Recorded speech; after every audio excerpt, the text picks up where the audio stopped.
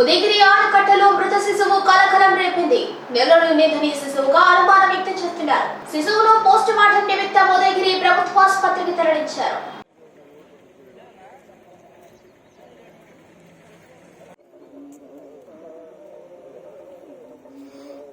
ఉదయగిరి ఆనకట్టలో మృత శిశువు కలకలం రేపింది.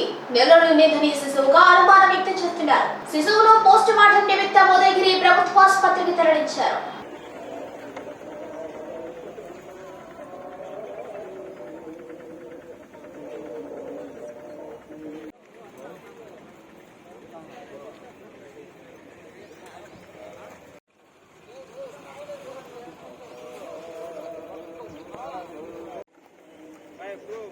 బైక్ లో పెట్టుకోలేం కదా.